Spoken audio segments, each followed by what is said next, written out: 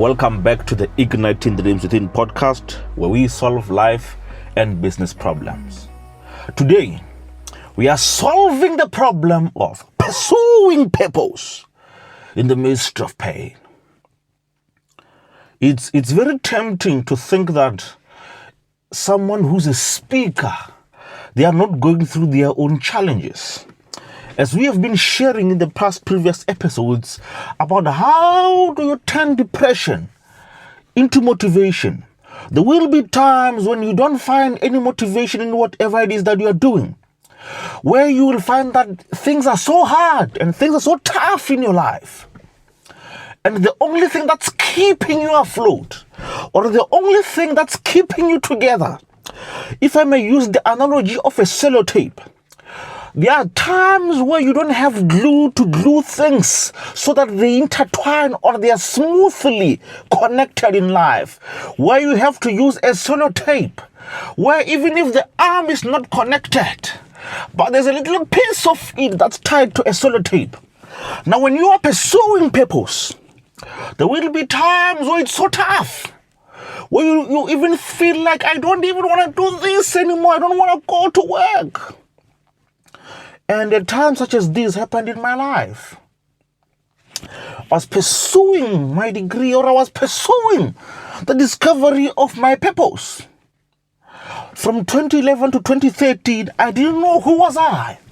I was seeking to discover who is Ebenezer Mamabulo. This young man who comes from Limpopo, who is he? Not that I didn't know what my name or who my name was, but I wanted to know what was the reason for my being. Why did God create me? Why did He give me such parents that I have? That was what's on my mind when I was studying psychology, when my friends were studying electrical engineering, when my friends were doing complex analysis and complex mathematics. I was in my room at times, sometimes in the lab, studying Freud, studying Viktor Frankl, studying the field of logotherapy. That was what's on my mind. I wanted to know what was the reason of my being. And in his theory of logotherapy, Viktor Frankl talks about 3 aspects of life that give us meaning and purpose in life. He talks about the pursuit for spiritual enlightenment, the pursuit for mental enlightenment, and the pursuit for physical enlightenment. And it was at this stage in my life where I wanted to know, where was I? And as I was busy pursuing my purpose, tragedy struck, or tragedy hit closer to home. I remember when I got the call, I was in Pretoria. And by that time, I thought I had discovered who was I in the field of ICT, or information and communication technology.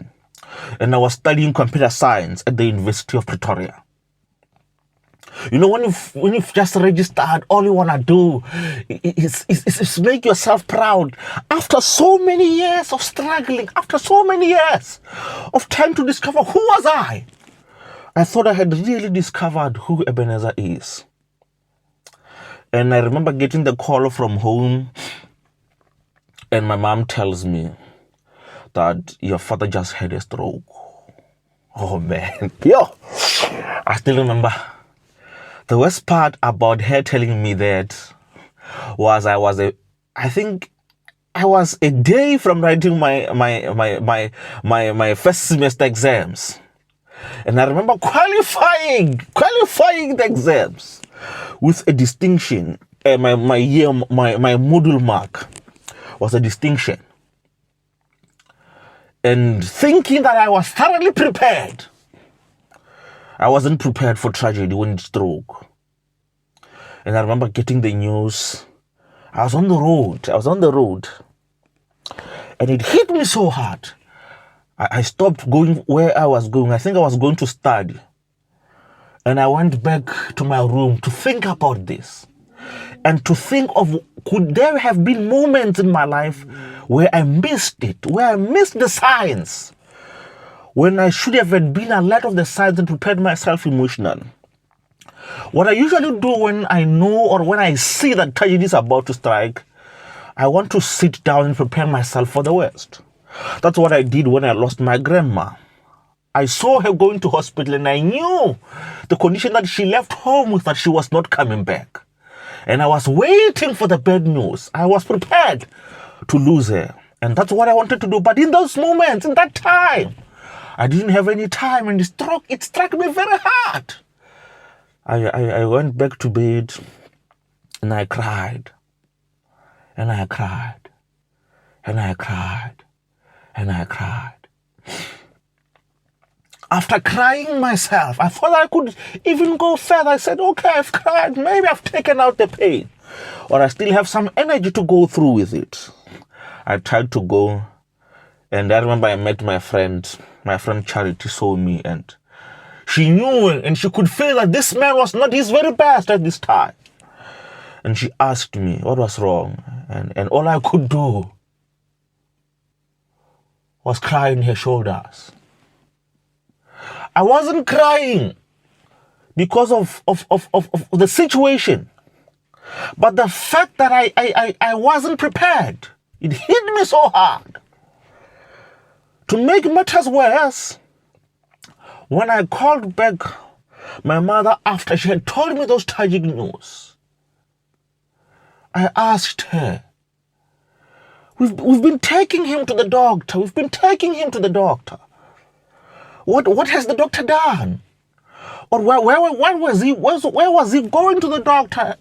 If this happened, isn't the doctor supposed to see these things and alert the family or even alert the patient that the choice of lifestyle you've chosen would lead you into this or that? And I remember when she further explained this to me, she said that the doctor had misdiagnosed him before. The treatment that he was going through was a misdiagnosis. When I heard that, I felt as if, let me have a piece of this doctor. Let me put my hands on him and let me pray for him with my fists and my kicks. And I remember telling them that, no, we can't let this go. No. Let's open a lawsuit and let's sue this guy. Let's sue this doctor, everything he has.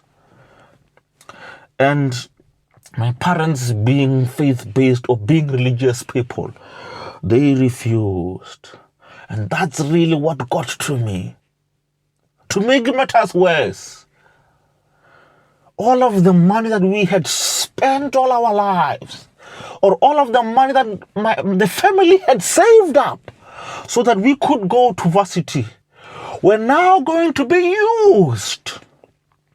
We're now going to be used to clean the misdiagnosis.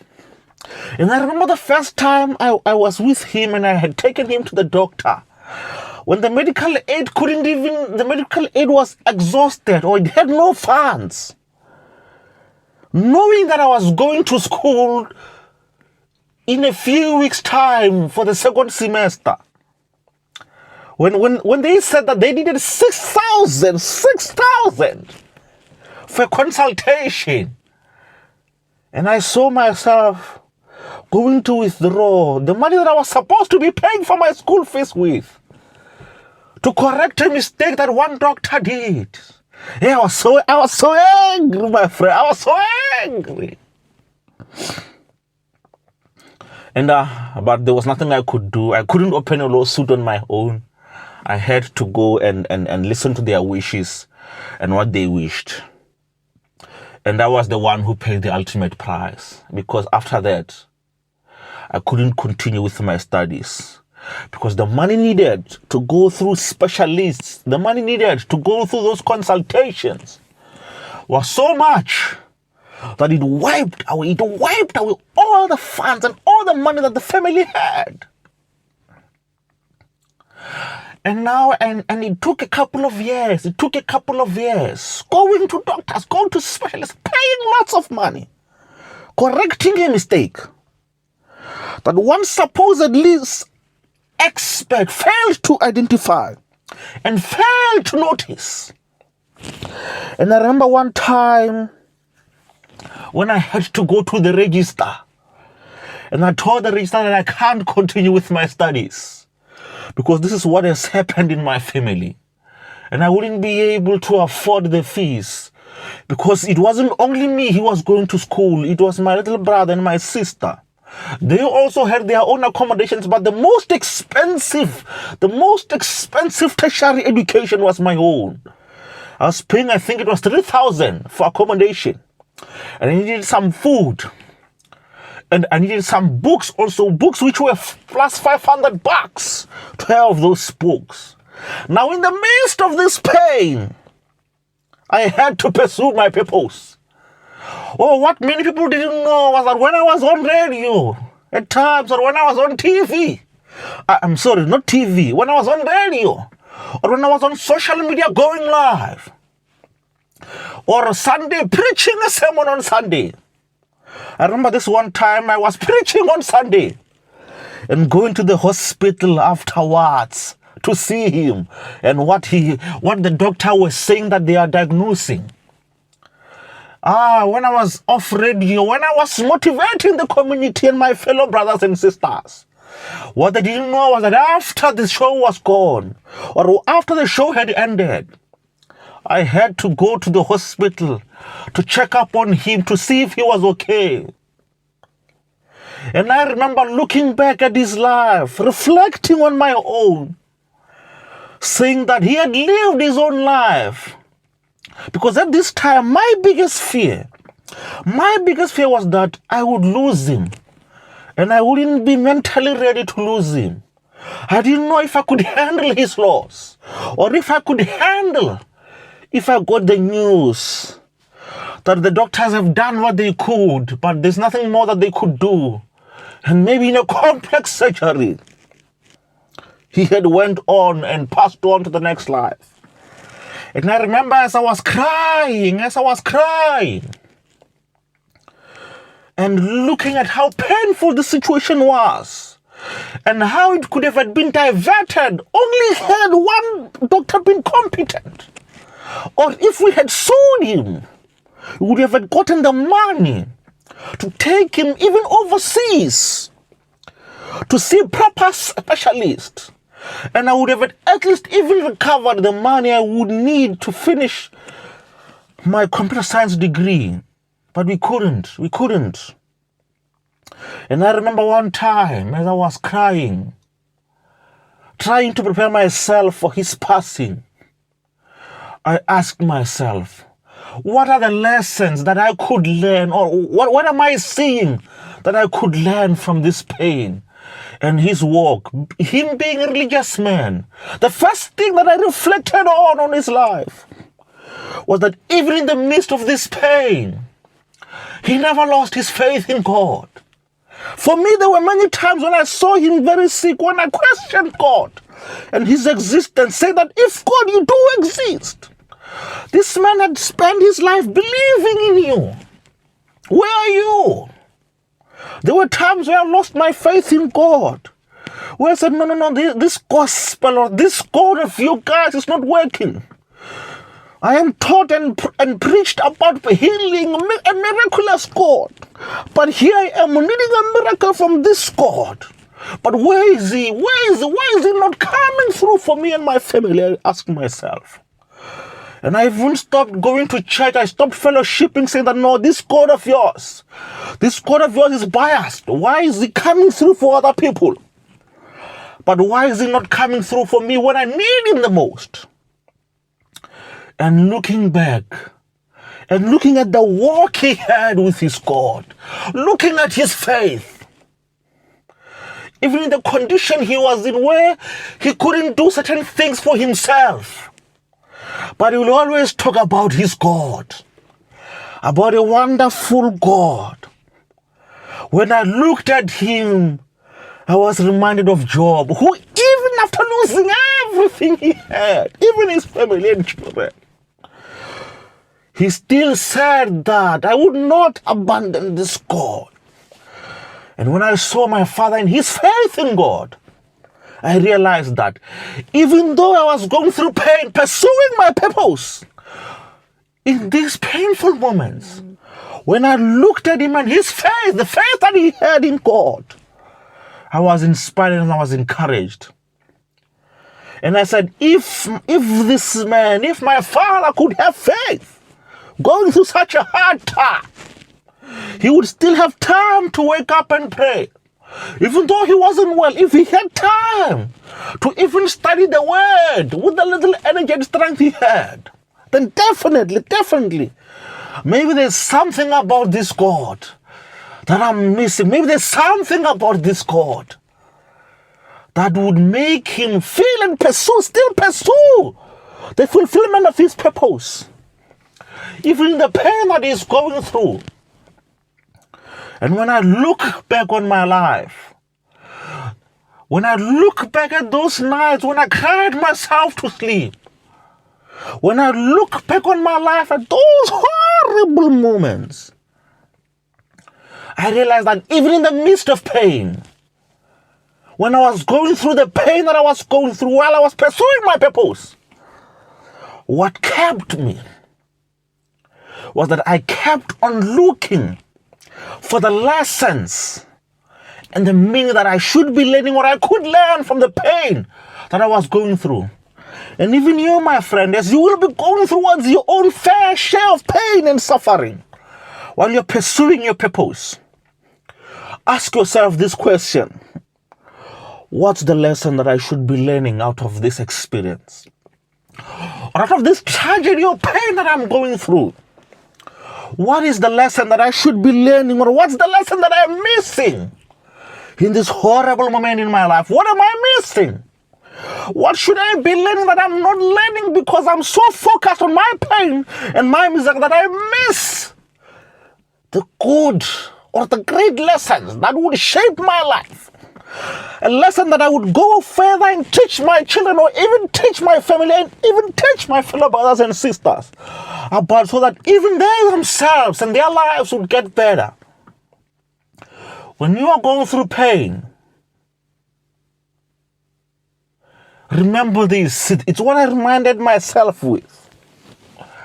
There's nothing special and there's nothing unique about me. In fact, it's so painful seeing a parent, your role model, your idol, if I mean, your role model, seeing your role model, see him losing himself. The man you saw and esteemed to such a high esteem. And you see him deteriorating, see him losing himself. Realizing that there are some issues. There are some issues that you are battling with that you would wish you had ironed out. Issues that you think or you would wish you had resolved before this situation comes. But now looking at it, you feel as if, I remember what my geography teacher would always say, that life would whoop you so hard that you would wish the earth would stop rotating and it would open up and you fall inside and it closes and all the suffering or all the pain that you're going through would go away. But my friend, there is a heavy price for you to pay for you to fulfill your purpose. There is a heavy price, pain with lots of tears, a lot of heartache that you need to pay. You might not have to pay the price that I paid, but you will pay your fair share. You will, in your fair share of suffering, you will suffer for your purpose. You will feel pain for you to fulfill your purpose. But in the midst of all that pain and suffering, remember this. Just like gold, it goes through the fire so that it's purified. Even you in the pursuit of your purpose, you need to go through pain and suffering so that you are purified. So that you are purified of your fantasies. So that you are purified of your unrealistic expectation of what purpose is. And the fulfillment therein is. Ladies and gentlemen, as you are going to be feeling and paying your fair share of suffering in the pursuit of your purpose, remember to ask yourself the questions that I asked myself. Number one, what lessons can I learn from this experience? Or what lessons am I missing that I should be learning from this experience? Here I am lying on my bed, crying myself to sleep every day and night about this situation. But what are the lessons that I could be learning, or what are the lessons that I should be learning from this experience? Number two, what can I be grateful for?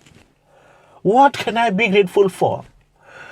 If you're losing or you've just lost a parent, what are you grateful for? What memories come to mind when you think about them? For me, it was all those moments.